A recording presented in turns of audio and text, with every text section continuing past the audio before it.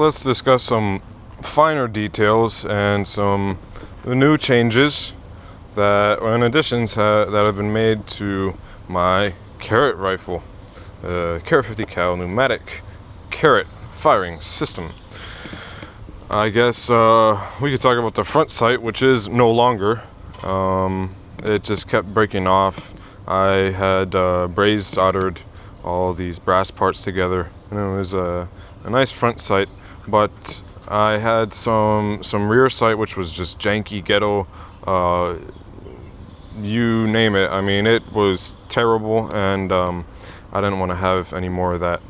So this just acts as a way to keep the barrel in place, as does this modified, what was it, a plate holder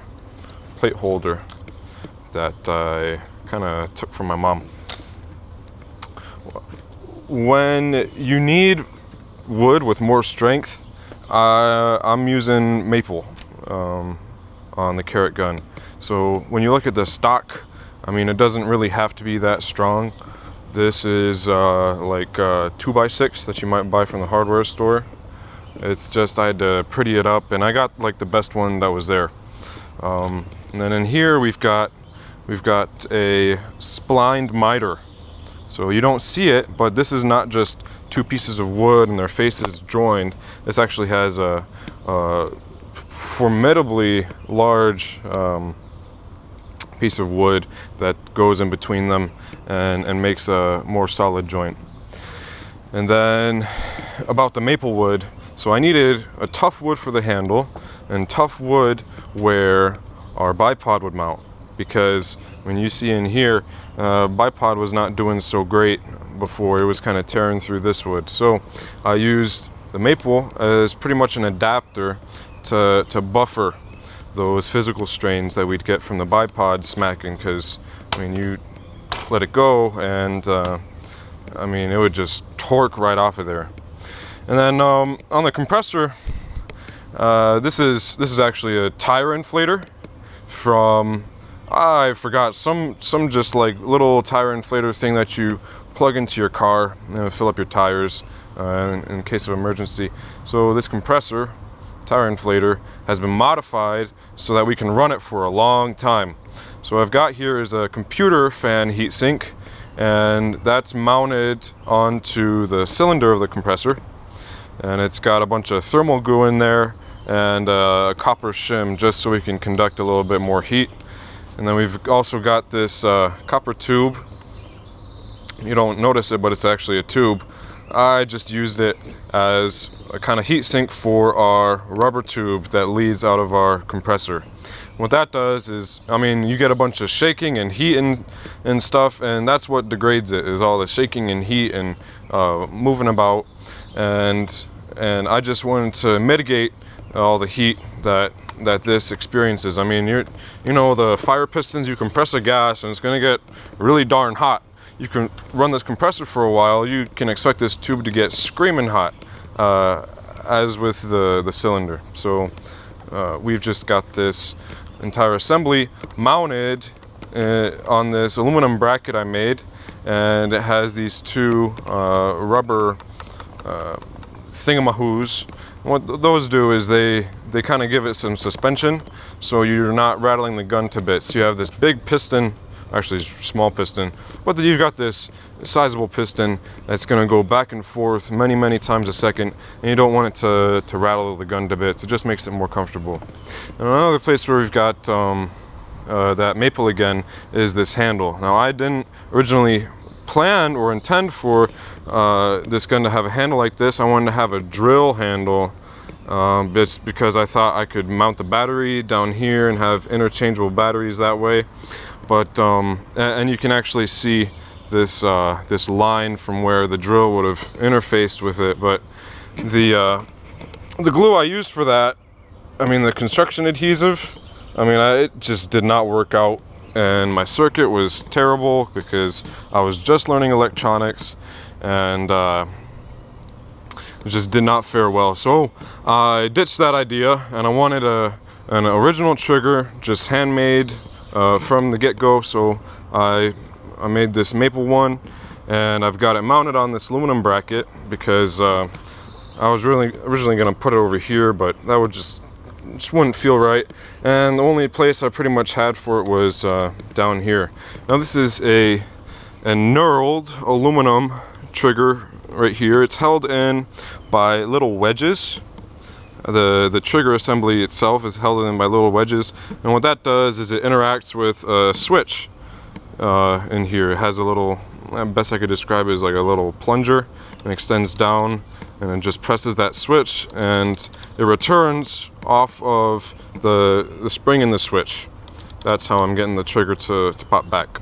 So your trigger pull is fairly light because it's just an electronic switch, but I used one with a nice enough detent because I wanted to feel good. And then I guess I could talk about this stock. We have some leather which I've layered for a sportier look. Before I just had a piece of leather on the back, and you know, it was tapered around, but it just didn't really look nice. So I changed that up, and I mean it's more difficult than you think to get leather to look decent when you're shaping it and such. You've really got to use like razor blades and get in there, but I think that worked out well.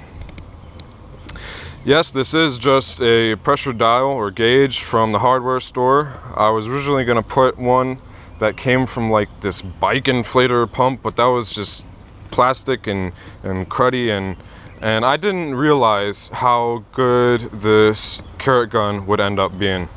So I'm glad that I got this changed out. Yes, it's inset into the stock. That's a unique thing. I'm not sure I've seen anything like that before, and it just makes it look a little bit better and makes you interface with it a little bit better.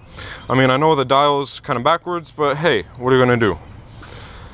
And then we've got solenoid. I've got this solenoid overvolted. It usually runs on 12 volts. I'm running it on 16, but it's controlled by this circuit. I can go into more detail about the circuit later, but this is my own design.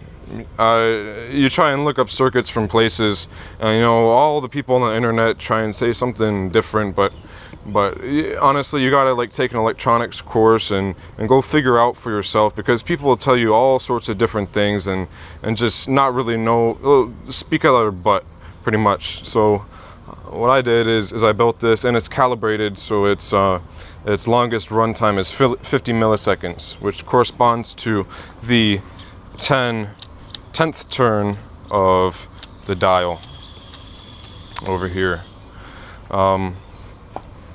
In standby, this draws no current from our batteries because we have two different switches that need to be activated for our solenoid to be on, and this switch on the left that goes to the compressor literally just cuts it off. It entirely disengages it from our power source.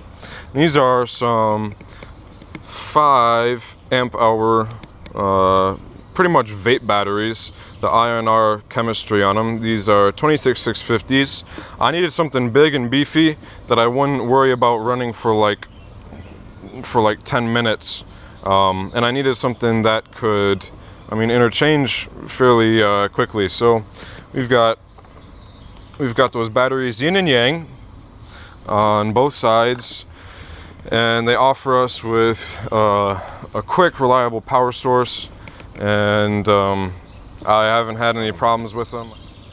And then just recently, what I did is I used this wooden adapter built out of African blackwood, and what it does is it adapts our red dot sight, red green dot adjustable sight to our solenoid. That's where it's mounted, and I can put that on. You can probably see it. Yep. And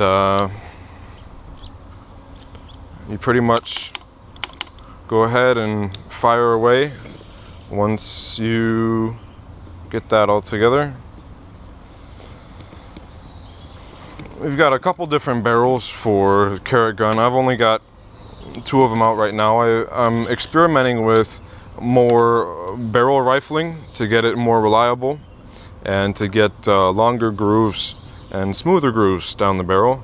But here we've got a copper barrel for Nerf darts and things that are hot or wouldn't be suitable for PVC. And PVC, this is the original barrel that I made for the Carrot gun, and here we see this 62 caliber big bore dart that we can shoot out of it. This is part of the charging handle, I guess you could call it. The thing that makes the chamber open up and close. What this is it's a compression fitting. No, not a compression fitting. This is a, I think like a pipe repair fitting, something or other like that, from the hardware store. What it's got in it are these two rubber seals, and I have lubricated those with silicone oil with the broken top.